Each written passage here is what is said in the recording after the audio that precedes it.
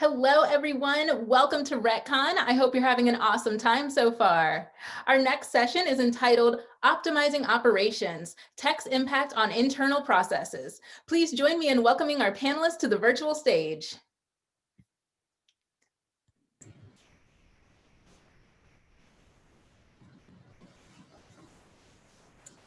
Hi, good afternoon, everyone. Welcome to our panel today. We have an exciting lineup of speakers to discuss our technology and its impact on internal processes within the multifamily space.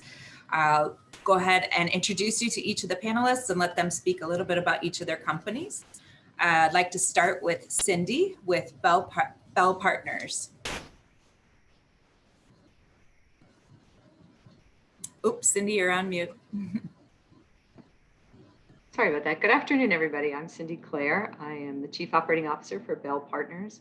We are an investment and management company based in Greensboro, North Carolina. We are fully integrated.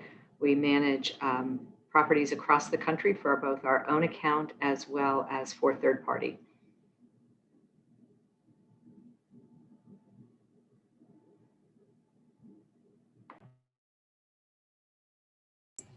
Thank you, Cindy.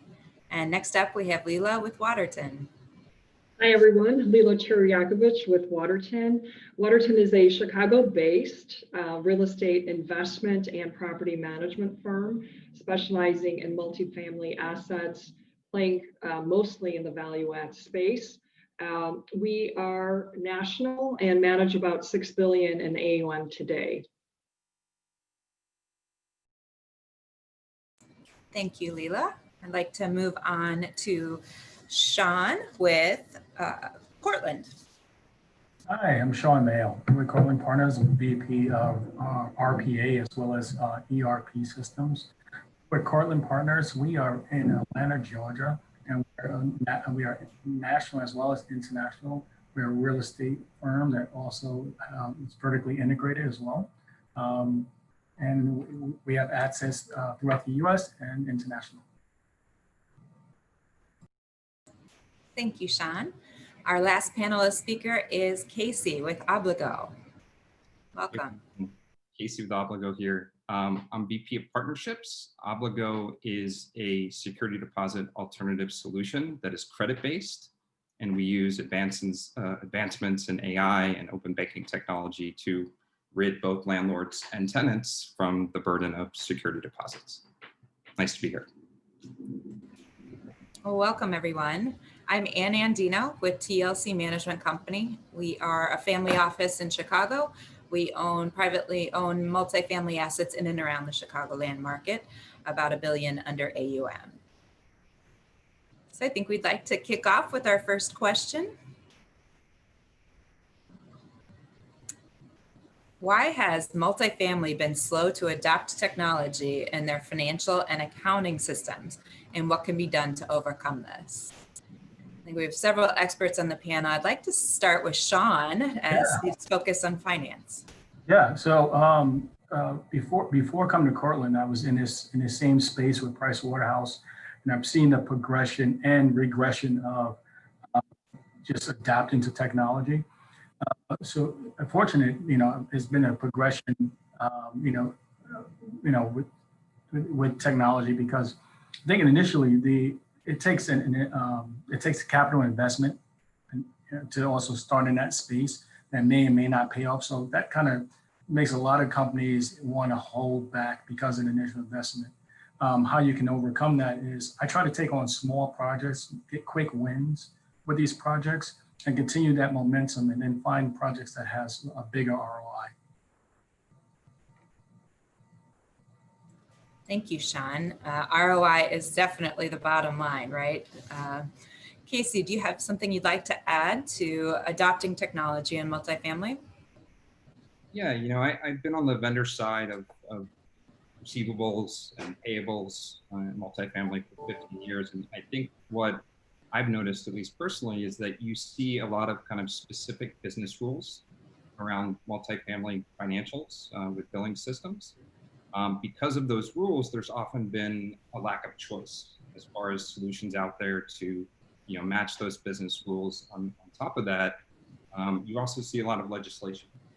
Specifically in big markets like New York City or Chicago, you have specific regulation that kind of limits the options and choices of software and innovation that these companies can implement and provide to their tenants as well as their internal systems. I think a lot of that is changing now, but that's historically what we've seen in the market. I would add to that I don't think the legal environment is changing at all. If anything, we're getting more regulations around multifamily. And so it does make it difficult because there are so many things that we are obligated to do. Add to that, if you're like Bell and you manage for your own account, but you also manage for third-party clients, having systems that are flexible because you have to be able to adjust to what your clients' needs are. So it may be running multiple charts of accounts and things like that. And in order to do that, to Casey's point, you have to have systems that are really multifamily based. And there are not a lot of choices out there, but most of us are using one of those choices because it gives us the best flexibility to run our business. And Cindy, I would agree with that. I think one of the things that is maybe not unique to multifamily, but for years there were limited choices in terms of property management systems in particular. And I think when you invest in one of those systems, you become kind of fully invested, particularly for those of us who are vertically integrated. It affects your capital markets teams, your capital team, your portfolio management, investor relations, obviously operations. And there hadn't been a lot of competition, I would say, in that space. But of late, we're seeing more and more really creative vendors look for some of those areas of opportunity and really present great products. And I think that that's causing the traditional PMS firms to really step up their game from both a service and a service offerings perspective. So I'm hoping that things continue to evolve and improve in that regard. I agree, Leila. I think that the consumer managers like ourselves are demanding integration as well. When we are approached or working with somebody like Casey's team at Obligo, we are demanding that it integrates with our accounting software. And I think we're seeing a little bit more collaboration across some of the providers in this space. Agreed. Thank you. And just to add that and shamelessly plug our own products, what we found in the security deposit space is that every state has a different rule on how you treat a deposit when you take it. Some states are stricter than others. New York and Massachusetts are especially strict because every deposit you take, you have to open a separate escrow account at the bank. It has to be a local bank. You have to disclose the account number to the tenant. And then when the tenant moves out, you've got to get these funds out of escrow and return it to the tenant. And that takes time, but you're limited to 14 or 30 days to do so. And that's also a paper process. You're cutting a check at the end of move out and you're mailing it to a forwarding address and you don't know where that is. So we tackled this process and eliminated it by just getting rid of the cash aspect of it. We now allow tenants to provide deposits without actually having to hand over cash. And if I have a chance, I'll dig more into that, but I don't want to take too much time. No, I think, Casey, I think that's a wonderful segue to the next question. If we could have the question put up on the screen.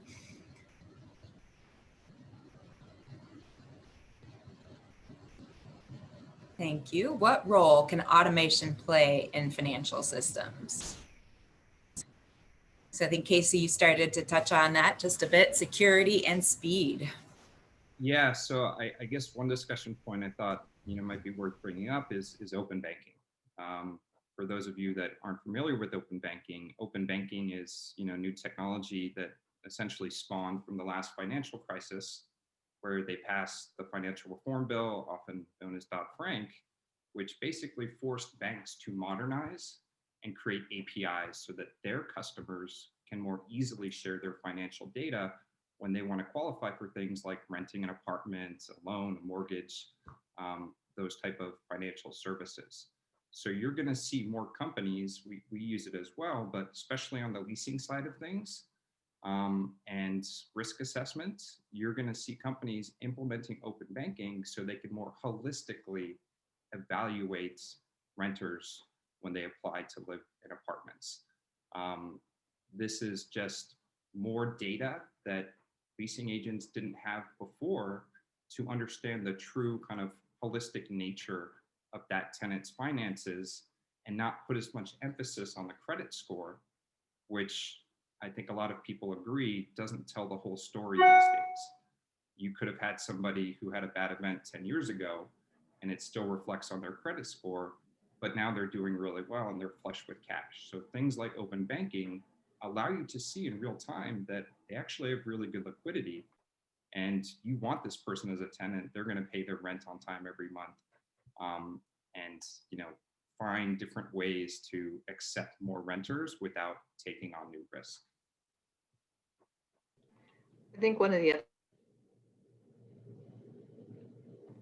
other ways you're looking at this is you're looking at predictive analytics when you're looking at credit screenings now versus just taking the data. You're really looking for what are those predictors that are going to help you.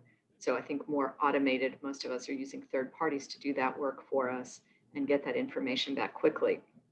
Because our customers are looking for speed today. They want to know immediately whether they're accepted or not accepted. Additionally on the financial, we all have had to pivot this year and figure out how to get our residents to pay remotely because we're not accepting checks in the offices at the moment, or we're having to figure out a creative way to accept checks. So finding ways, we've rolled out text to pay, obviously the direct deposits, debit, ACH, API feeds into your accounts. All of those are great. One, because we get our rents faster, but also two, it saves our teams time on the site level because they're not having to scan checks. They're not having to make sure that posting errors aren't occurring. So the more we can do electronic payments, the more we can figure that out. The more efficient we are, both from a collection standpoint and from an operating efficiency standpoint from a people side. So I think that's been a big focus, and the industry is moving in that direction and was forced really to, for those that had not adopted it, were forced to really ramp that up, given what happened this year with COVID. Cindy, that's I've read this question a little differently, guys. When I first saw it, I just started smiling because for me, automation, I see it as it bridges a gap and optimizes financial systems. Because it reduces costs by not having to upgrade or version control implementation, by utilizing macros or things of that nature to kind of enhance the financial systems that we currently have. Have you guys run into the systems that you currently have and been able to enhance it based on automation using macros or? We've actually used a software, Sean, called, and I am not the financial person, obviously, that's why I'm the chief operating officer, not the chief financial officer. But I know our financial team just implemented Blackline, which is an automated tool to help with bank recs. And when you're managing over 200 properties and you have 200 bank accounts for those properties because they're all individual entities, anything that you can bolt on, to your point, Sean, that works behind the scenes to help automate some of those really tedious but critical tasks like bank recs. So I know that's one of the things that our team has done is put Blackline in place, then allow that to work with our PM system to make sure that we can, again, be more efficient, more effective, and actually, quite frankly, more accurate because it's being done automatically versus something that has to be done by a person. So I think, like Sean, sorry about that. Okay. Like Sean, I read the question a little bit differently too, and very much like what you just said, which is, we started the conversation by saying when you're introducing technology, you have to prove ROI in most cases. And sometimes it's not as clear as a pure return on that investment. But what I think we find is that there are other sort of non-expected things that occur, and that is accuracy improves tremendously. So when you think about what we do from a multifamily perspective and just how we do amenity-based pricing for our apartments, there is a lot of entry that has to take place, and it has to be done accurately and correctly. Introducing automation that helps us review all of that information in our PMS systems has kind of immeasurable results, because you're really enhancing your revenues from that perspective. You're ensuring that your billing system is much more accurate, much more precise, much more efficient. And I think the other thing that we have to also take into account is that you're also freeing up resources. Lacking automation, you're using a lot of capital and human resources to do a lot of mundane tasks. Introducing automation allows you to resource those resources so that they can be doing things that are really value add instead of tasking. So I think that's another way of looking at introducing technology, is allowing people to do things that are maybe more rewarding from a personal perspective, but also much more effective from a business perspective. So it's taking the mundane tasks that people normally do and allowing them to do the value add to the organization.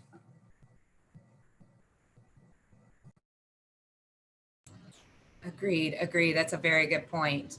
And it frees up, and you can start to calculate that ROI when you're communicating with your residents on a faster basis on application approvals. I think that segues very nicely into, technology playing a role in billing systems.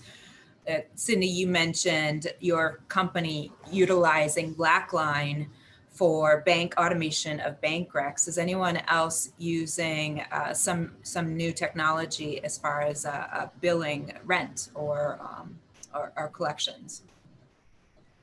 So we're also using Blackline as well. Cindy, I spoke to a couple of members of your team. We rolled it out a little bit before you guys, and Blackline, it's, we're totally happy with Blackline. Well, I mean, we use Blackline. What I try to do also is look at the market, right? See what's out there in the market, and also using RPA as well to kind of enhance some of the current ERPs that we have, and kind of enhancing them and adding to them without, having another bill per se, right? And I might answer this question a little bit differently. There are certainly programs that we're using that help us become much more efficient from billing systems, and things that we're custom building ourselves as well. Silly things like payment of late fees, or ensuring that everybody has insurance, because that's obviously very tricky for our industry. Automation can certainly help us in that regard. But the other thing that we're doing, I think as an industry as well, is really taking a look at all of the various tasks that have to be performed and recognizing what is aligned with our business and our culture, and maybe making some choices about things that we ought outsource. And so you're using really subject matter experts to perform the tasks that possibly they have the scale that you just don't, and you can't do in-house because you simply don't have the resources. And so really taking a close look to see where automation internally makes sense, and where you have to seek help using resources outside of your own firm. And I think both can be valuable. Leila, I think that's a great point, because I do think there are things that many of us tried to bring in-house, and I'm going to date myself, but I remember the days when we had our own housekeeping. We did everything in-house. And we finally figured out that was not efficient and not effective, and we outsourced. And now we're looking corporately at the same things. What are those things where you're better off with a subject matter expert? I think revenue management is a perfect example of that, where we all brought in revenue managers and found it's not scalable, and it's not as efficient as using subject matter experts that are doing the revenue management day in and day out, and quite frankly are probably more objective than those in-house people who form relationships with your team. So I agree with you. I think it's finding those things that can be more efficient on the external, not just looking at the technology, because sometimes we look at so much technology, we overwhelm our teams. And so one of the things we've looked at as well is being very careful about how much technology do you roll out before it just sits there and doesn't get used appropriately. So really looking at the technology we have, and are we really fully utilizing it in the right ways? Because I think sometimes we use 10 to 20% of it and leave 80% of it on the table. So really going back and re-looking at that as well. I can certainly attest to that as one of the smaller landlords on this panel. It is very important with what we dedicate our team's time to. We're vertically integrated, but if we're going to spend months integrating a new software system, by the time we're all using it to either half of its capacity, technology has evolved beyond us. Yes. Casey, you could probably speak to that as one of our technology subject matter experts, focusing in on a particular pain point for some landlords. Yeah, absolutely. And I think, I talk a little bit about what we do as far as eliminating the cash deposit. Another piece of that business that falls under this category of billing automation is that when a tenant moves out, and if they behave badly, we pay the landlord immediately. We then go to the tenant to collect the money back. So we've actually built our own automated collection system that relies on email and text messages, and we do very well with it. You're going to see companies, one that I find really impressive is a company called DebtLogic, and they provide automated collections tools across different industries, including multifamily. And what these tools do is they allow you to squeeze that lemon a little bit more yourself as far as recovering your bad debt directly from residents before you outsource that piece to a third-party collection agency who you're then going to have to do a big split of anything that's collected. So, we often get asked if we can do that, and we get asked about it so often, we're actually building it. So that's going to be an add-on service that we offer to utilize our own collection tool that is highly sophisticated and highly successful, and offer that in our suite of services as far as going after those residents who provided a deposit, but it didn't cover what was actually the open balance when they moved out.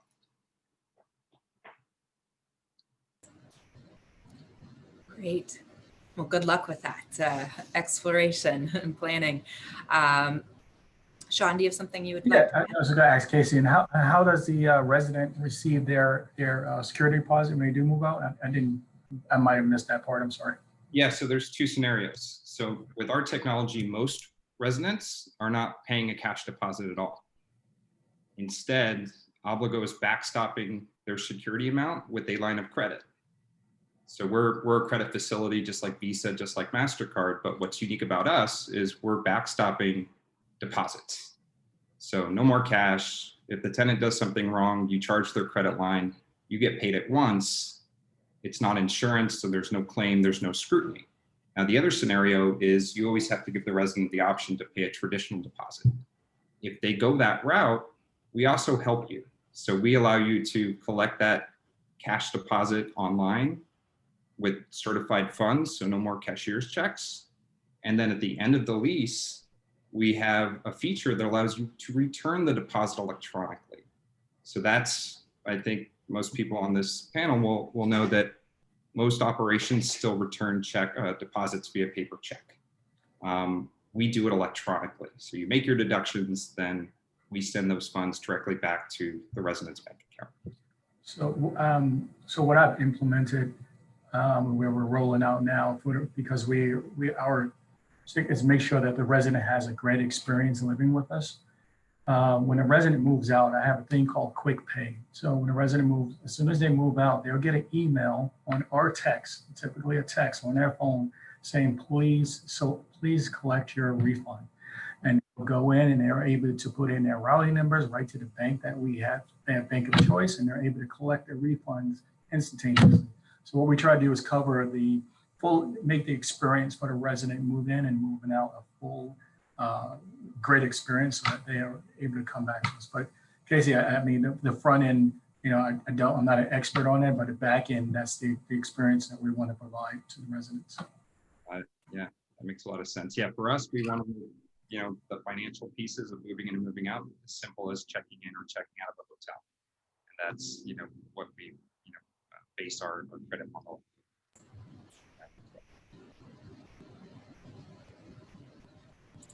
All right. Thank you, everyone. I'd like to move on to the next question, which I believe kind of brings us down to a little bit more of a micro, or we could consider a micro conversation in our current environment that we're all finding ourselves in now that we're all very remote, maybe more remote than ever.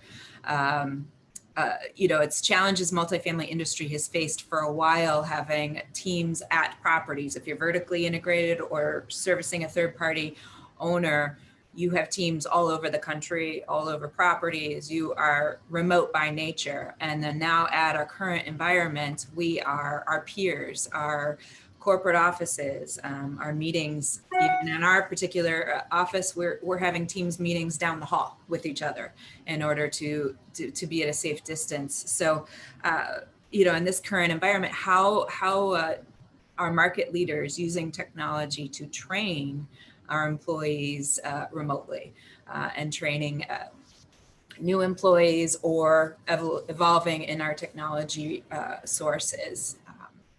Leila, would you like to start with that? Sure, as soon as I unmute, sorry about that. It's interesting, when we try and roll out new technology, there's so much analysis that goes into play, right? You're thinking about every vertical that you might touch when rolling something out and what the impact of that might be. And you're doing desktop exercises and beta testing and all sorts of other things. But with COVID, there was no time. Things that were sort of in your pipeline were rolled out because you needed them. And if there's a bright side to all of this, I do think that technology has really benefited, or at least multifamily has benefited with the use or increased use of technology.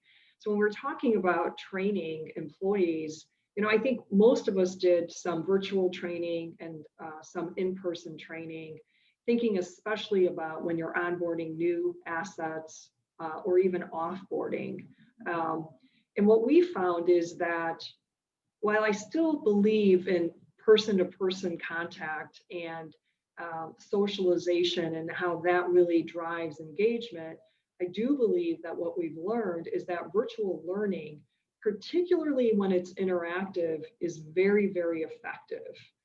The other thing that we've learned is that we believe that training in bite-sized groups is much more effective than large groups. So if we're delivering a message or doing an award presentation, we'd like to have these very large audiences. However, when we're introducing new processes or new technology, we found that shorter, smaller meetings are much, much more effective than larger groups. And I think the use of instructor-led training using technology is really, really critical. So of course, I think all of us use pre-recorded messaging, pre-recorded training, regardless of what system you might be using, but we've really enhanced that with instructor-led training.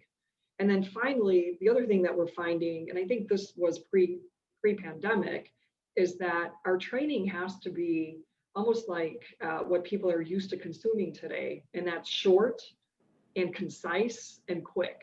And so using videos to train, we've learned, is much more effective than these long meetings about processes. People, can click on a 2-minute video and learn mostly everything that they might need about a move-in process. Yeah, I would agree with that. I mean, we had to shift very quickly, and I do think we all are so used to, we were piloting things and we had to just roll it out and figure it out on the fly, which actually has been a good thing, I think, for the industry, because we tend to move slowly because we are dispersing things so broadly across a portfolio. We had webinars already, we have, an LMS system, but we took all of our in-person training and moved it to virtual. We were doing virtual onboarding, virtual, and these are instructor-led, to your point, Leila, with smaller groups, but doing a lot of virtual training and finding that it can be effective. It does need to be shorter. We've also, because we're changing things every week, depending on what's going on in a market and what's going on with COVID, we're now doing what we call vlogs, which are videos led, and then we email out and say, here's the latest vlog on AI tools, or here's the latest vlog on the new requirements for XYZ, but very short snippets. And people respond very well to that.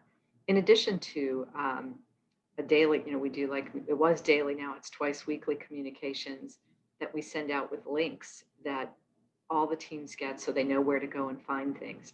So I think it's using multiple channels and figuring out what's the best way to get that information to your teams, but still keeping that connection. To your point, that in-person training, you can't replace it, but the virtual definitely is very effective and can be as effective as in person. And then it's that connection. So the virtual allows you, at least like something like this, to give some connection, people to people. So again, we'll do virtual onboarding, and I'll get on and welcome a new team, which is a lot easier to do than me getting on a plane and flying somewhere, which clearly we're not doing right now. So we've taken a three-pronged approach: social learning, forums, interactive chats, roundtables, adaptive learning, allowing associates to learn at their own pace using various methods, as well as learning on a go, meaning they use their tablets and they kind of, or their phones, and kind of just, we put some subject out there and they kind of learn as they, whenever they have time.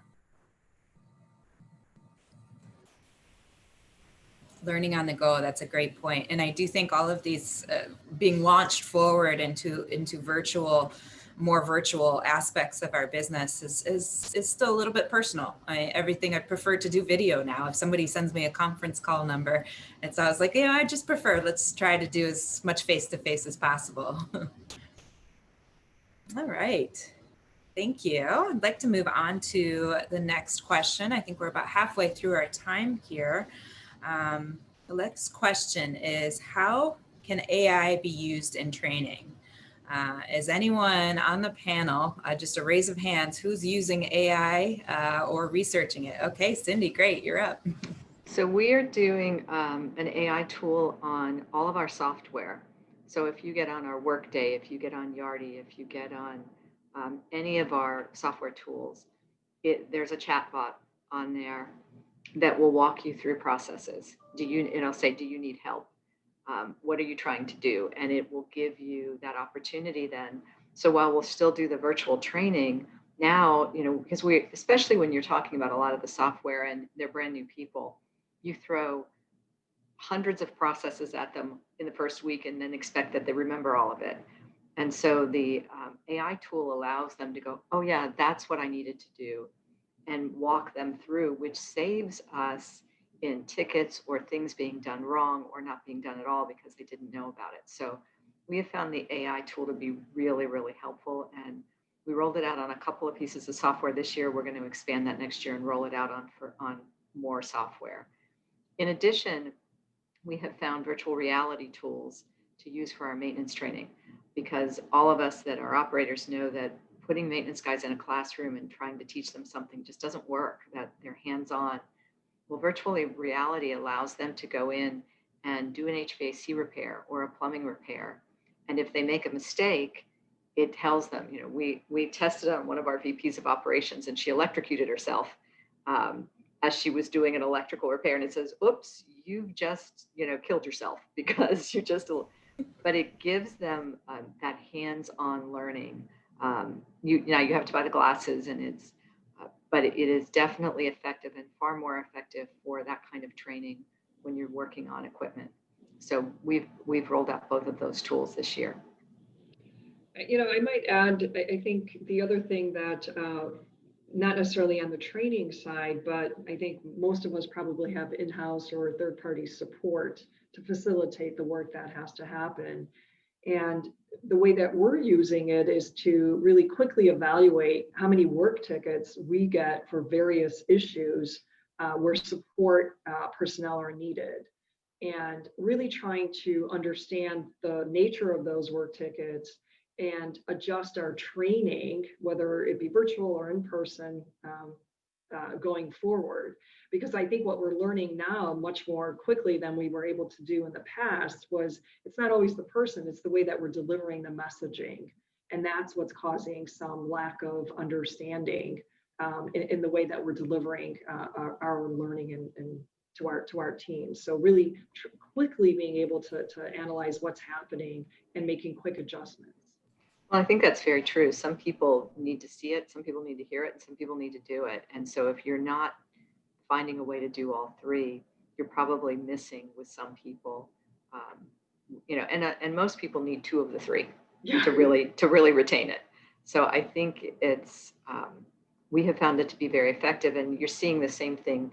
It's that same AI tools that you're using on your websites. I mean, we have chatbots on our websites. It's a very similar concept.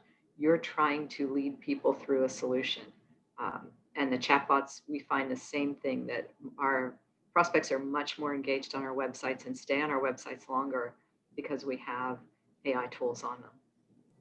Yeah, and I think the expectation is that you get a fast answer and that it's consistently answered. And I think that that's the other thing, that whether it's a chatbot or an AI tool, that we really, kind of underappreciate. I don't know, is that a word? In that anytime you're supporting anything with humans, there is interpretation and there is messaging.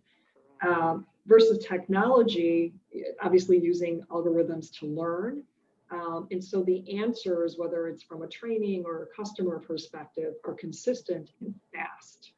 That's exactly right. Lead management, we do it with lead management as well. We use an AI tool. They don't get busy and have somebody in front of them and forget to follow up. They're doing that follow up on a consistent basis, and to your point, very quickly. And, I think that's what our customer is expecting these days. And so we have to find a way to meet those needs. Yep. Our customer also being our associate, they want an immediate answer as well. So we've also rolling out, I think I mentioned our RPA program. So we're rolling out AI powered training. What I love about it is adaptive, and it allows us to modify our training for each associate. Also, part of the AI program, it allows certain video tutorials to be recommended to certain associates based on what their chosen preferences. So gone are the frequently asked question lists that never seem to apply to anybody. Thank you. That's very good insight. Casey, do you have anything that you wanted to add to the AI conversation? I talked about open banking earlier. That's really what we use in AI, so I won't bring it up again. Yeah, customizing and expediting processes and questions and answers. I'd like to segue into our next section of questions, which have to do with data management, a pain point for everybody in any real estate silo or really any business today. Starting off with, what are the most common mistakes that any of you see in data management within multifamily today? I guess I'll start. What are the big assumptions? It's always that the enterprise data is clean, right? I think that's a mistake that a lot of us, and I see Cindy laughing. I think we've gone through that you always assume that your data is clean, and I believe that's a big assumption and mistake that a lot of us go into, and then also not going through the proper steps of assessing phases. I think people always the data's gonna be clean, so you always we're gonna go live tomorrow, right? Not understanding that there's phases that have to happen, including cleaning of data. Yeah, I think I would start with, is the data clean? That's obviously very, very critical. I think, when all of us have been doing this now for many years, but you think about data culture and making sure that everybody within the organization is committed to that culture, that there's data governance. When we first started with these initiatives, we really didn't think about governance and really data definitions, which I would probably characterize as an industry issue as well as individual companies, because there aren't standard accepted definitions of certain metrics that we use as KPIs. And I think that that's a true challenge for the multifamily industry. I know that there have been initiatives. I think Cindy's trying to chime in. Yeah. No, go ahead, Lou. Finish. No, go ahead. Well, I was going to say, I think I agree absolutely with the data piece of it. I was laughing because that's all, and everybody thinks that's so easy, and it's not as easy. And then the second part, Lou, when you're talking about what are those KPIs, and everybody has a different definition. More importantly, I think, is also what are you trying to use the data for? I think we have so much data that we get caught up in the minutia, and we're not figuring out what KPIs do we really want? What data should we be paying attention to? Because not all of the data, we can't possibly look at all of the data. So narrowing down what your focus is, or you're going to drive people nuts and you're never going to make a decision because there's always going to be more data you can look at.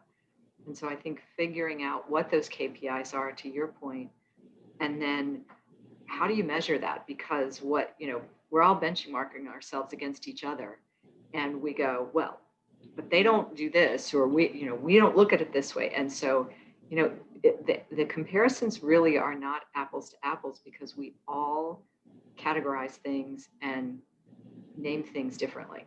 And so there are slight nuances, but those nuances can make big differences in our data. Agreed. Yeah, one comment I would make specific to data is really that operators need to be careful with choosing their SaaS platform providers, their accounting softwares. Often I've heard feedback that they feel like their data is being held hostage. So they pay for the SaaS platform, it's their data, but they're somewhat restricted on how they can share their data, especially with third parties. Oftentimes you run into antiquated APIs, you run into charging additional fees to share that data. So I think what we're going to start to see is new platforms coming out that are truly open APIs where there are no restrictions on how you share your data. You're allowed to choose how to share your data and choose who to share it with. So that's something I think all of our technology people are shuddering at that idea because of the cybersecurity piece of it. So, I'm like, why can't we do this feed? And our technology people are like, we've got to look at the cyber piece of it. So I agree with you. I think that it absolutely is where we go. But, cyber has become something that we also, when we're looking at data, and you look at now the restrictions that are being placed in certain states on what data you can use or getting permissions to use that data. So that all plays into what we do with data these days as well. So there's, we talked at the beginning of this about how many regulations there are. That's just the next piece of regulation that we're going to have to deal with, is how are we allowed to use people's data? And what does that look like? And then what does that do to our KPIs? And what does that do to our definitions? But, that's coming, and we're seeing it. I mean, California's already enacted legislation about it. So yeah, it's going to spread. Yeah, absolutely. It starts in California and then spreads, certainly. And I think, I was on a seminar the other day where somebody said that the amount of data, we as operators have, it's almost like you're managing a large metropolitan area. And so to the extent that is, and it is very public, we will become larger targets for cyber thieves. And I think all of us spend inordinate amount of time making sure that we're protecting ourselves and making sure that our vendors are protecting us as well. And I think that becomes a greater threat and consideration for everything that we do. It can be overwhelming.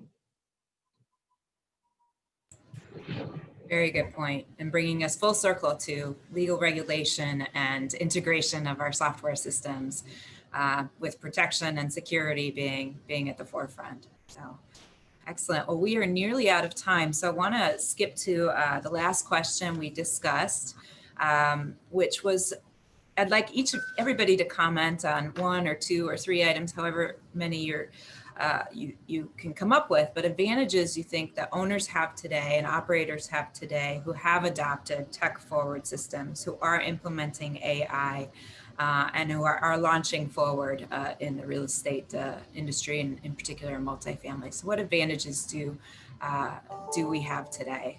Leila, would you like to start? I guess, going back to what was already said, it's those time-consuming, inaccurate, low value, I guess that's the best way to say it, low value tasks that are being replaced, giving employees to do really more rewarding things personally and for the organization, really enabling employees to become assets for the organization, and ultimately its competitive advantage versus performing mundane tasks with low degrees of accuracy. And I would absolutely agree with that. I think it is your performance on your properties is going to be better when your teams feel like they're adding value and they're not just checking things off on a list. Yeah. I think it's fascinating, and it may come true, but every time we add new technology, we think we're going to reduce the number of people. All we do is increase the number of demands on our people whenever we add new technology. But I think the more we can make our teams efficient, maybe we do get more efficient from a people standpoint, but more importantly, just what Leila said, we allow them to create and add value to the properties that they're on, or to the properties that they're overseeing, whether that's on a corporate level or on a site level. And that ultimately is going to improve performance, which ultimately is what puts you ahead. I wholeheartedly agree. I can relate it to my bots that we roll out by giving the associates the ability to have these bots. They're able to do more meaningful tasks and less mundane work. This gives them the opportunity to have more meaningful interactions, as well as service and provided to our residents. One thing I would add is I also think it makes you more scalable. If you're doing it right, you may not be subtracting people, but you may not need to add as many people because you've become more efficient. Yeah, and not to kind of pile on, but the point that I think we're all trying to make is we're allowing, particularly when it comes to our on-site teams, we're allowing them to have time to spend on their customers, which, by the way, this is what this is all about. Being able to render a level of service that is unmatched because they're not in front of their computer doing data entry all day long. So again, the customer focus ought to be enhanced as a result of innovation and automation. Great point. Casey, would you like to add anything? Sure. I guess I'm just kind of thinking of this, in the terms of COVID, and I think we all agree that, any operators who pre-COVID had already implemented virtual leasing and virtual type operations and automation certainly had an advantage once COVID hit and the country changed. I think the focus now is, more on retaining the good renters you have, those renters who are there, they're paying rent, they're having, great deals at other apartments being dangled in front of them because everybody's trying to attract renters, but you can also have these systems in place to incentivize the renewal. We've been doing a lot of that at Obligo. We go into a building and we return deposits that were already taken mid-lease or at time of renewal to give that incentive to the resident to stay on, generate goodwill, provide good PR. So certainly those are advantages. So technology today is supporting our team members to become more satisfied in their work and able to evolve it professionally, but bottom line, providing a better experience for all of our residents in their homes. So great. Well, this was a wonderful discussion. It's been a pleasure to speak with each of you. Thank you for your time and your contribution. I'd like to turn it back over. Thanks so much for moderating, and thank you to all of our awesome panelists. We really enjoyed you being able to share your different perspectives with us. I know I learned a lot, so I know our audience did as well. A big virtual round of applause.